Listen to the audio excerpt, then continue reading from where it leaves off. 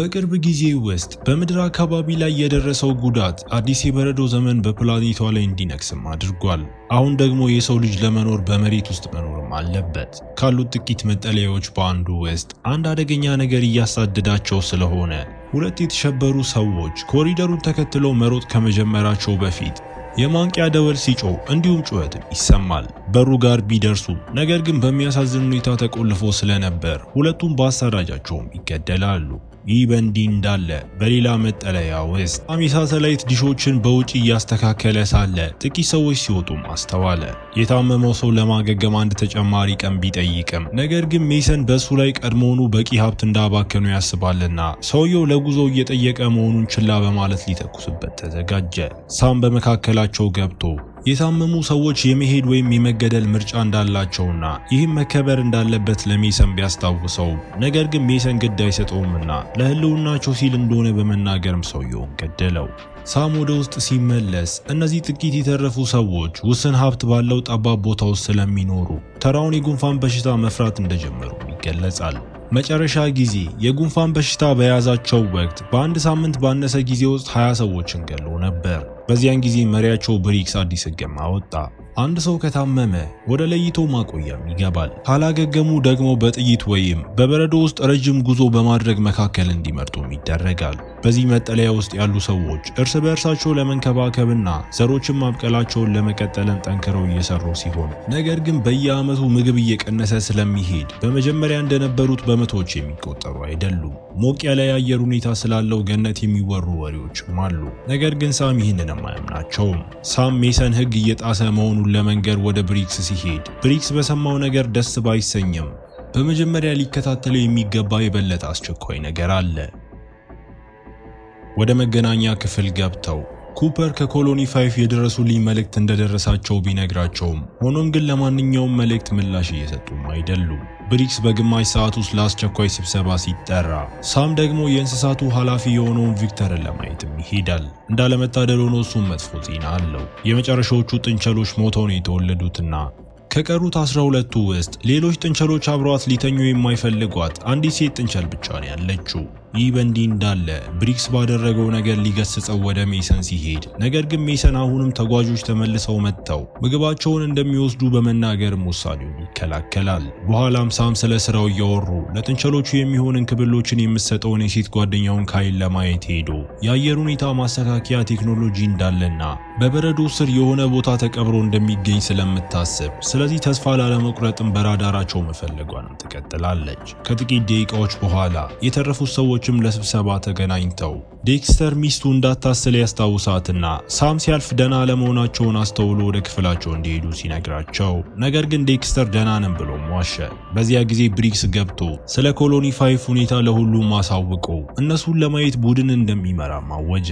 ሜሰን በእነዚህ አስቸጋሪ ጊዜያት ሀብት ወይም ሰዎችን መልቀቅ የለብንም በማለት ቢቃወምም ነገር ግን ችላ ተብሎ ከዚያ ብሪክስ ዴክስተር ቡድኑን እንዲቀላቀል ሲጠይቀው ስለዚህ እሱን ለማዳን ሳም ዴክስተር ተርባይኖቹ ጋር መቆየት አለበት በማለት በሱ ምትክ ለመሄድ ፈቃደኛ ሆኖ ግሬደንም የአባቱን የቪክተርን ተቃውሞ ችላ በማለት እሱም ፈቃደኛ ሆኖ ቡድኑ እንደተሟላ ብሪክስ እስከሚመለሱ ድረስ ካይን በኃላፊነትም ይተዋታል።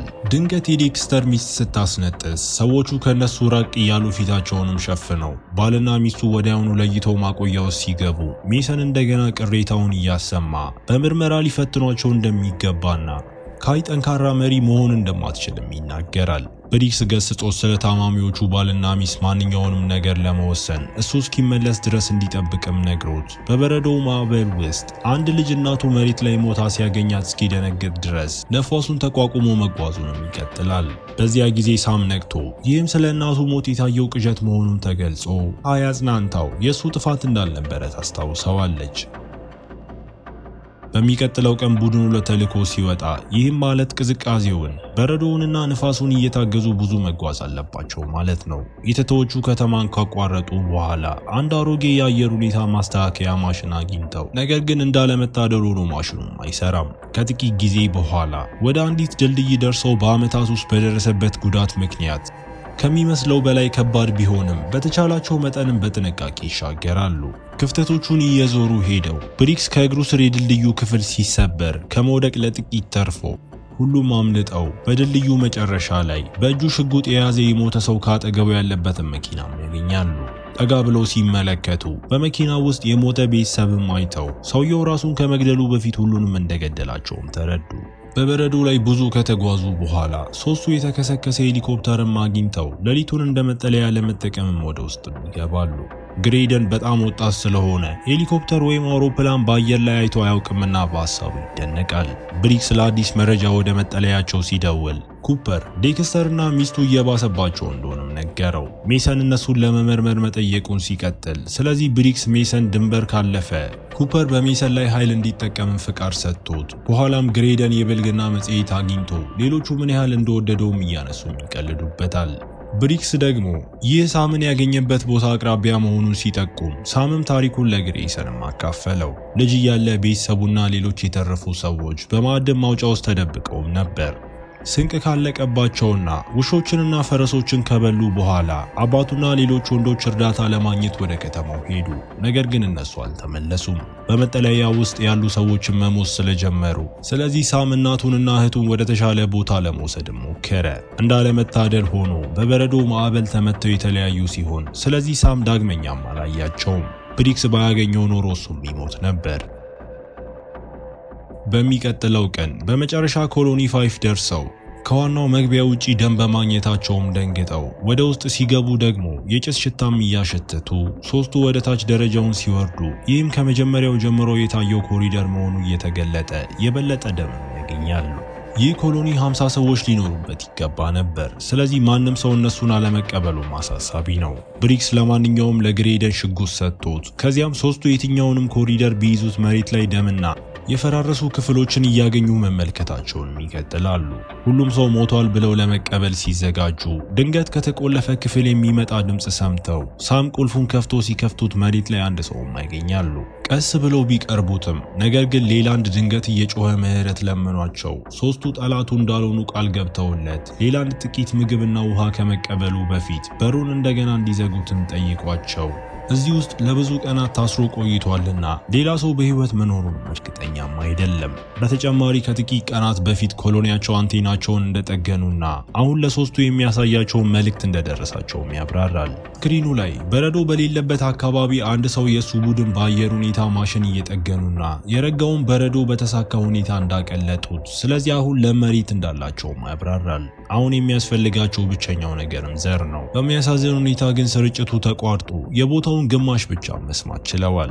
ሌላ አንድ ስርጭቱን ተከትለው ቦታውን እንዳሰሉና ይህም ሞቃት አካባቢ ለማግኘት ቡድን እንደላኩ ነገር ግን እንዳላገኙት፣ ይልቁንም አንድ አደገኛ ነገር አግኝቷቸው ወደ ኮሎኒው ተከትሏቸው መጣ። ሳም ሌላንድ ቦታውን በካርታው ላይ እንዲያመለክትለት ሲጠይቀው ከዚያም ብሪክስ ከእነሱ ጋር ይዘውት እንደሚሄዱ ነግሮት፣ ሆኖም ሌላንድ ክፍሉን ለቆ ለመውጣት በጣም ስለፈራ የሰሙትን ድምፅ እሱ እንዳልፈጠረውም ይገልጻል። ሶስቱ በክፍሉ ውስጥ ሊያገኙት የሚችሉትን አቅርቦት ሁሉ ይዘው ከመጠለያቸው ጋር ለመገናኘት ቢሞክሩም አልተሳካላቸውም። በመጨረሻ ሲወጡ ሌላንድን ከእነሱ ጋር ለመውሰድም እየሞከሩ ነገር ግን አንዳንድ እንግዳ ድምጾች ሲሰሙ ሌላንድ በጣም በመፍራቱ ወደ ውስጥ ተመልሶ በመሮጥም በሩን ቆለፈው። ሶስቱ ያለ እሱ ጉዟቸውን ቀጥለው ወደ መጠለያው ውስጥ ጠለቅ ብለው በሄዱ ቁጥር የበለጠ የመምታትና የጩኸት ድምጽ ይሰማሉ። ውሎ አድሮ የአንዳንድ ሽቦዎችን ብርሃን አይተው ወደ አስደንጋጭ እይታ ለመመልከት ቀርበው በኮሎኒው ነዋሪዎች አስክሬን ተከበው አንድ ሰው አስክሬን ሲያርድና ሌሎች ሰዎችም ስጋ ሲመገቡ ይታያሉ። ድንገት አራጁ አጭቷቸው ሊያጠቃቸው ዞር ሲል ነገር ግን ሳም ቀድሞ ተኩሶበት ተኩሱ ከሬሳ ክምር ውስጥ ብዙ ሰው በላዎች እንዲነቁም አድርጎ ቡድኑ በኮሪደር ውስጥ ማሳደር ሲጀምሩ መሪውም እየጮኸ ሳም መሪውን ጆሮ ላይ ተኩሶ መጥቶት ሌላ ሰው መግደል ቢሳካለትም ነገር ግን ቁጥራቸው በጣም ብዙ ስለሆነ ብሪክስ ፍጥነታቸውን ለመቀነስ ዳይናማይትም ይወረውራል።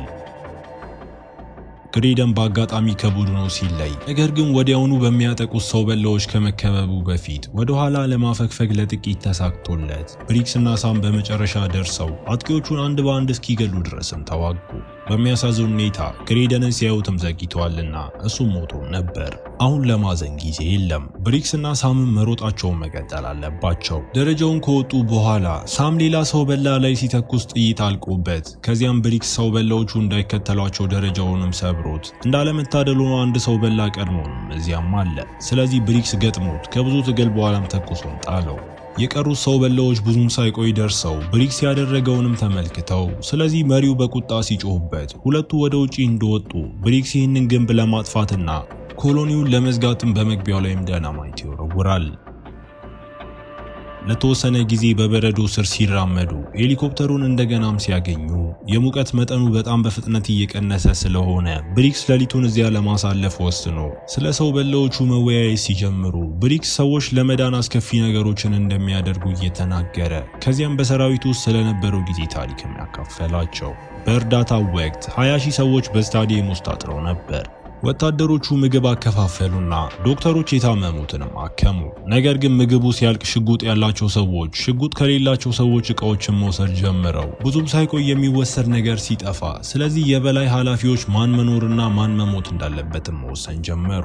ሜሰን በዚያን ጊዜ የብሪክስ ቡድን አባል ነበርና እንዲህ አይነቱ ችግር የማይከሰትበት ቦታ ለመፈለግ ያንን መጠለያ አብሮ ለቀው ወጡ። በሚቀጥለው ቀን ጠዋት ሁለቱ ሰው በላዎች የእግር ፈለጋቸውን እየተከተሉ እንደሆነና አሁን እየተቃረቡ መሆኑን ተገንዝበው ሳም ወደ ኮሎኒው ይከተሉናል ብሎ ቢፈራም ነገር ግን ብሪክስ እነሱን ለማስቆም እቅድ አለው። በድልድዩ ላይ በተቻለ ፍጥነት ሮጠው በበለጠ ፍጥነት ለመሻገር አስቸጋሪ ዝላይም አድርገው ከዚያም ከክፍተቱ አጠገብ አንዳንድ የለኮሱትን ዳይናማይት ትተው ከተሰበሩ ምልክቶች ጀርባም ይደብቃሉ።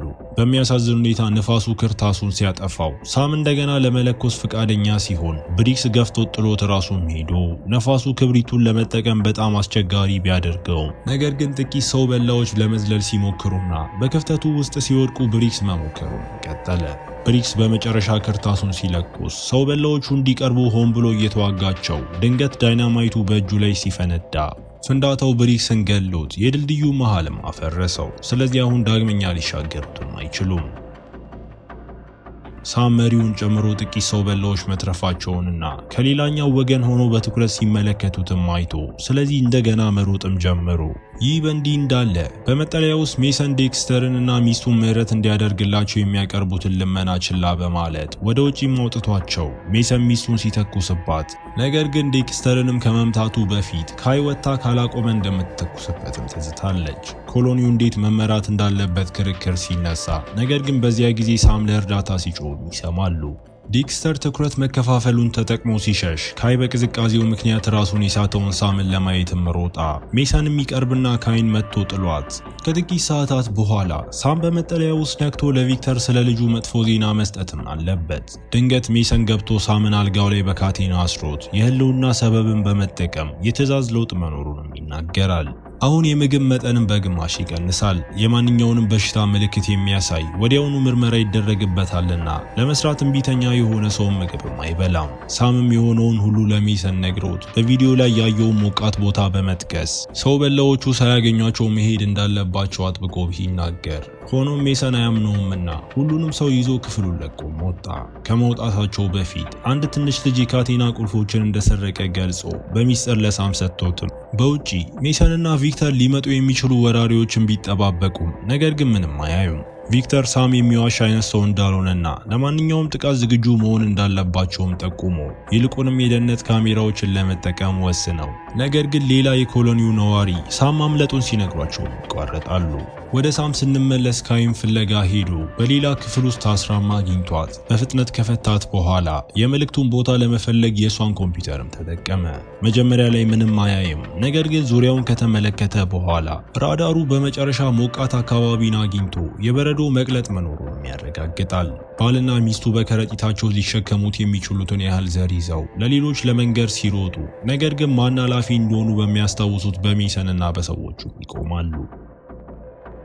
ድንገት ከውጪ ከፍተኛ የመምታት ድምጽ ተሰምቶ ስለዚህ ቡድኑ የደህንነት ካሜራዎችን ለማየት ሮጠው በሚያስደነግጥ ሁኔታ ሰው በላዎቹ በሩን ለመስበር ሲመቱ ማይተው መሪው ካሜራውን ከመስበሩ በፊት የዴክስተርን ራስም እንደ ማስፈራሪያም ይዞት በመጨረሻ ሳምን በማመን መተኮስ የሚችል ሁሉ መሳሪያ እንዲሰጠው የቀሩት ሰዎች ደግሞ በመሬት ውስጥ ማስቀመጫ ክፍል ውስጥ እንዲደበቁ ሜሰን በፍጥነትም ትዕዛዝ ሰጠ።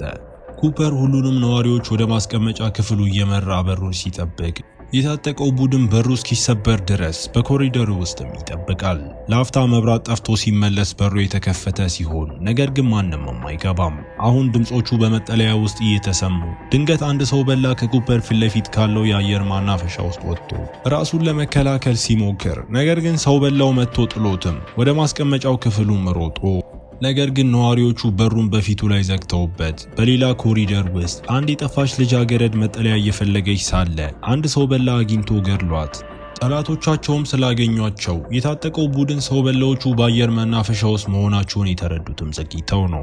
በሁሉም ወገን ሰዎች ያለቁበት በጣም ከባድ ውጊያ ተካሂዶ ነገር ግን ምንም ያህል ሰው በላዎች ቢገደሉም ሌሎች መምጣታቸውን ግን ይቀጥላሉ። ሳምና ካይ ሲሸሹ ነገር ግን ቪክተር መሮጥ ሰልችቶታልና ከመሪው ጋርም እየተዋጋ ጥሩ ትግል ቢያደርግም ነገር ግን በሚያሳዝን ሁኔታ መሪው ቀድሞውን ገድሎት ይህ በእንዲህ እንዳለ የቆሰለው ሜሰን ወደ ማስቀመጫ ክፍሉ ያልደረሱ ጥቂት የተረፉ ሰዎች ወደ ተደበቁበት ደህንነቱ የተጠበቀ ክፍልም ሮጦ ሳምና ካይ ከመግባታቸው በፊት በሩንም ዘጋው። አንድ ሰው በላ እየተቃረበ ነው። ስለዚህ አንድ ነዋሪ ሜሰንን መጥቶ ጥሎት ጥንዶቹ እንዲገቡ ፈቅዶላቸው ነገር ግን በሚያሳዝን ሁኔታ ሰው በላው ተከትሏቸው ወደ ክፍሉ መግባትም ተሳካለት። ካይ ወዲያውኑ ተኩሳ ጥለው በሩን ለመቆለፍ ሮጠው ነገር ግን የቀሩት ሰው በላዎች ደርሰው መምታት ስለጀመሩ ለረጅም ጊዜም አይቆይም። ሳም በፍጥነት በማሰብ የአየር ማናፈሻ ቀዳዳ ከፍቶ ቡድኑ ወደ ውጪ እንዲከተሉትም ነግሯቸው ሜሰን በብርድ እንደሚሞቱና እዚህ ጠላትን መከላከል እንዳለባቸው በመናገርም ይቃወማል። ሌሎች ችላ ብለውት በአየር ማናፈሻ ውስጥ ወጥተው ሳም ከመውጣቱ በፊት ለሜሰን ሽጉጥ ለመስጠትም ላፍታም ቆመ። ከጥቂት ሰከንዶች በኋላ ሰው በላዎቹ በሩን ሰብረው ወደ ሜሰን መጥተው እሱም ትልቅ ፍንዳታ ለመፍጠር የጋዝ ታንክም ተኩሶ በጊዜ በአየር ማናፈሻ ውስጥ ከተደበቀው መሪ በስተቀር ሁሉም ሰው በላዎችም ይገደላሉ።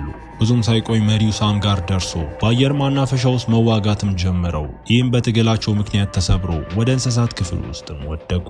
ሳም ሊይዘው የሚችለው ማንኛውንም ነገር በሰው በላው ላይ መወርወሩን ሲቀጥል ትግሉ ቀጥሎ ነገር ግን ሰውየው በቀላሉ አሸንፎት እሱን መምታትም ይጀምራል። ከጥቂት ምቶች በኋላ ሰው በላው ሳምን መሬት ላይ ጥሎት እየጎተተ ወስዶት ይህም ሳም የወደቀ ቢላዋ እንዲያገኝና ተቃዋሚውን እግሩ ላይ እንዲያቆስለው እድል ሰጠው። ሰውየው ራሱን ለመከላከል ሲሞክር ነገር ግን በዚያ ጊዜ ሳም አሸንፎትም እሱን መምታት ጀመሩ።